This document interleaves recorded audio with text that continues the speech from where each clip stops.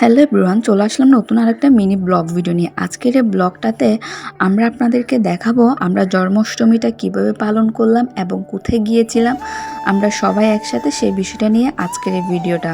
তো আমরা চলে আসলাম প্রবর্তক ইস্কন মন্দিরে। এখানে আসার পরে আমরা ভাই বোনরা সকলে উঠে পড়লাম এবং ওঠার পরে এখানে আসলে জুতাগুলা খুলে যেতে হয়। তো এখানে আমরা একসাথে মিলে একটা টোকেন নিয়ে নিলাম। আমরা যেহেতু 5-6 জন একসাথে এসেছি, আমাদের সিরিয়াল নাম্বার পড়েছে 695।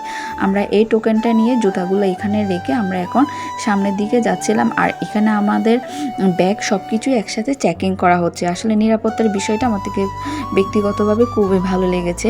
এরপর আমরা পিছনের দরজা দিয়ে এখানে যে সামনে যে মন্দিরগুলা ছিল ওই মন্দিরগুলা মাতিয়ে আমরা কিন্তু উপরের দিকে উঠে পড়লাম। আর আমাদের সাথে চৈতি, মিটু, মিষ্টু, তরি আমরা সবাই কিন্তু একসাথে এসেছি। আসার পরে মন্দিরে প্রবেশ করলাম এবং প্রবেশ করার পরে দেখতে পেলাম যে কি পরিমাণ মানুষ ছিল। আসলে এখানে আমি মনে করেছিলাম যে যেহেতু বৃষ্টির সিজন তা সেহেতু মানুষ আসবে না, কিন্তু এখানে যে এত মানুষ হবে সেটা আসলে বুঝতে পারিনি। তার কিছুক্ষণ পরে কিন্তু রোদ উঠে গিয়েছিল। এরপরে আমরা আস্তে আস্তে করে ভিতরে মন্দিরের মধ্যে প্রবেশ করলাম এবং মন্দিরের মধ্যে প্রবেশ করার পরে মনটা যেন একটা অশান্ত, মনটা কেমন জানি না শান্ত হওয়ার প্রচেষ্টার মধ্যে চলছিল। এখানে যে মুক্তি, যে পরিবেশ, যে কীর্তন, যে আরতি, এগুলা দেখে আসলে মনটা একেবারে অচলন, মনটাও কেন জানি না শান্ত হয়ে গিয়েছিল। এরপরে আমরা সিঁড়ি দিয়ে উপরে উঠে আসলাম এবং উপরে উঠে আসার পরে নিজের চোখটাকেও একেবারে বিশ্বাস করাতে পারছি না।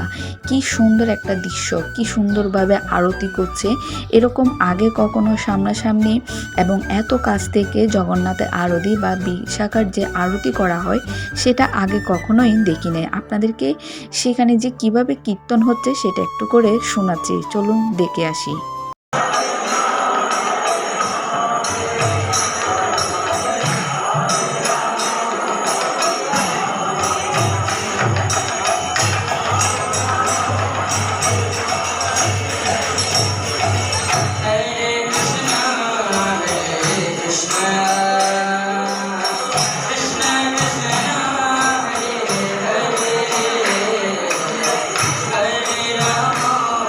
আমি আপনাদেরকে দেখিয়েছিলাম এখানের আরতির পর্বটা ছিল অসাধারণ একটা মুহূর্ত। এরপরে আমরা তরীরা এখানে বসেছিলাম। আমরা কিন্তু একেবারে নির্জলা উপাস থেকেছি। আমাদের সাথে চৈতিও এসেছে আর তাদের থেকে প্রচুর খিদা লেগেছে। তারা আমাদেরকে খাবার দাও এটা ওটা বলে চিৎকার করছিল। এরপর ওদেরকে নিয়ে একটু করে হাঁটলাম। এখানে এই মন্দিরটা পুরাটাই নাকি ঘুরতে হয়। আমরা 4 বার করে একসাথে সকলে ঘুরেছিলাম। আমার সাথে তৈরি ছিল আর বাকিরা কিন্তু পেছনের দিকে ছিল এবং সে বলছিল যে আর ওর থেকে ভালো লাগছে না, সে বাড়িতে যাবে, তার প্রচুর খিদা লেগেছে। তো এরকম করে সামনে দিয়ে যাচ্ছিলাম আর এত সুন্দর, পুরো রাজকীয়, এরকম সামনাসামনি কখনোই দেখতে পাবো জগন্নাথ দেবকে সেটা কখনোই কল্পনা করিনি। এত সামনে থেকে দেখলাম। আর এখানে কি সুন্দর করে ছোট ওদেরকে গোপী বলা হয়, ওরা কি সুন্দর করে আরতি করছে। ওদের আরতিটা দেখে ইচ্ছে হচ্ছে আমিও একসাথে করি, কিন্তু এখানে যে তরীরা এসেছে তারা একেবারে থাকতে চাচ্ছিল না, তারা বাইরে যাবে। কিন্তু ওইখানে যে আমরা উপরে বসে থাকবো, তারা বাইরে যাবে, সেজন্য তাদেরকে যেতে দিচ্ছি না। তো এখানে পুরো মন্দিরটা ঘুরলাম এবং ঘোরার পরে আমরা আস্তে করে এখন বসলাম।